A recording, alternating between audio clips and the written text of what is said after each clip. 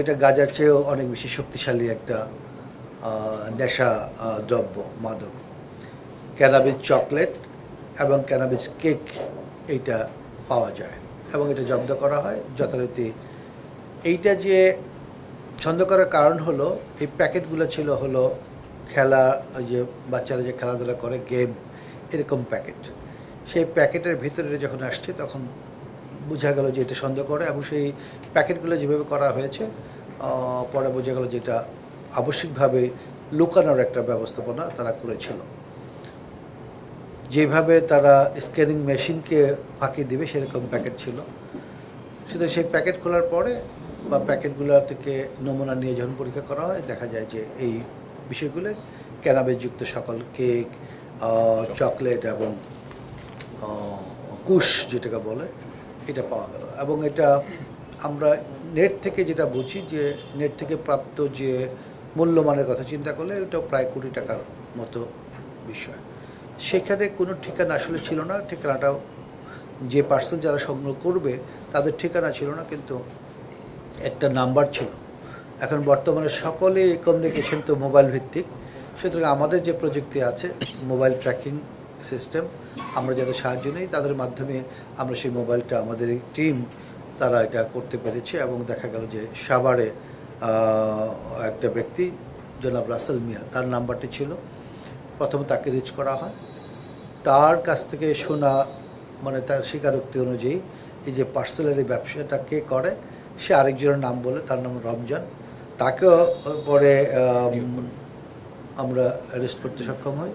এবং রমজানের আবার স্বীকারোক্তি অনুযায়ী সর্বশেষ মোহাম্মদ ইমরান রাজ, যা সে ঢাকাতে আসলেতেই থাকে, ভাড়াটিয়া সে, তো তাকে পাওয়া যায়। সে এই বিজনেসটা, তাদের সবারই বয়স কিন্তু প্রায় মানে বেশি বয়স না, 20 থেকে 22 বা 23 এরকম বয়স হবে। তো এই ইয়াং জেনারেশনের এই অংশটা এই ব্যবসার সাথে জড়িত তারা স্বীকার করেছে। এটা প্রাথমিক স্বীকার, পরবর্তীতে করবে কিনা সেটা ভিন্ন বিষয়, কিন্তু স্বীকার করেছে এবং তারা দীর্ঘদিন যাবত এই বিজনেসটা করছে। তো এই বিজনেস আছে, আমাদের অভিযানও আছে, যথাযথভাবে তাদেরকে আইনের আওতা আনার জন্য মামলা করা হয়েছে এবং এইটা অব্যাহত থাকবে।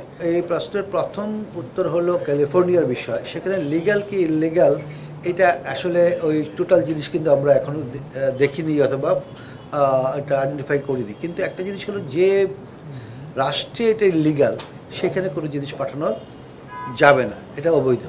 এবং সেই প্রেক্ষিতেই কিন্তু তারা কিন্তু যে প্যাকেটটা করেছে এটাকে অন্য প্যাকেটে মুদ্রণ করে পাঠিয়েছে, তারপরে এটা অবৈধভাবে এই দেশে পাঠানো হয়েছে। আমাদের দেশে যেহেতু এটা নিষিদ্ধ দ্রব্য, সুতরাং এটা পাঠানোর ক্ষেত্রে তারা এই আইডিয়াটা ব্যবহার করেছে।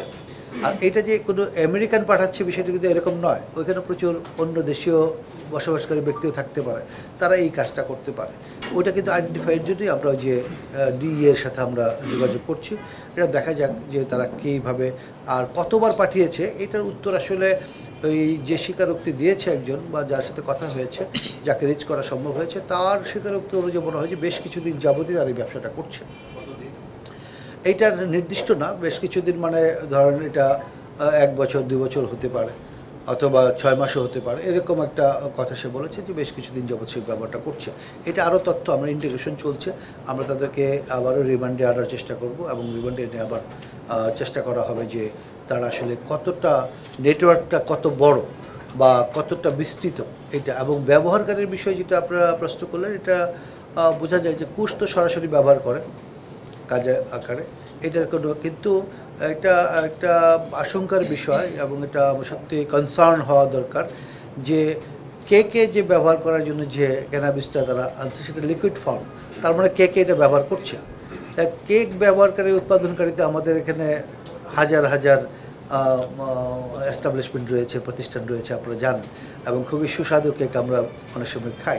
তো আমাদের এখন কনসার্ন হবে যে এই বিষয়টা কিন্তু আমাদের কাছে নতুন, যে কেকে ব্যবহার করে এরকম একটা মাদক জাতীয় দ্রব্য, নেশাজাতীয় দ্রব্য কেকে ব্যবহার করা হচ্ছে এবং এটা মার্কেন্টাইজ করা হচ্ছে। এটা কিন্তু এই আইডিয়াটা কিন্তু নতুন, প্রতিবারে আমরা নতুন আইডিয়া পাচ্ছি। সেই নতুন আইডিয়া অনুযায়ী আমরা এখন দেখব যে কেক ব্যবহার যারা করছে, উৎপাদন যারা করছে, তাদের যারা চেক করার কথা বিএসটিআই, আমাদের ভুক্ত অধিকার কর্তৃপক্ষ, অনেকগুলো কর্তৃপক্ষ আছে যারা উৎপাদিত খাদ্যদ্রব্য পরীক্ষা করে থাকে। ঠিক আছে, তাদেরকে আমরা কিন্তু এটা কনসার্ন করব এবং তাদেরকে আমরা এটা জানাবো এবং তারা যদি এই বিষয়গুলো খুব চেক করে। সেই সাথে আমরা আমাদের সোর্সে কোনো একটি জায়গায় যদি এরকম সম্ভাবনা থাকে আমরাও সেই বিষয়টা দেখার চেষ্টা করব।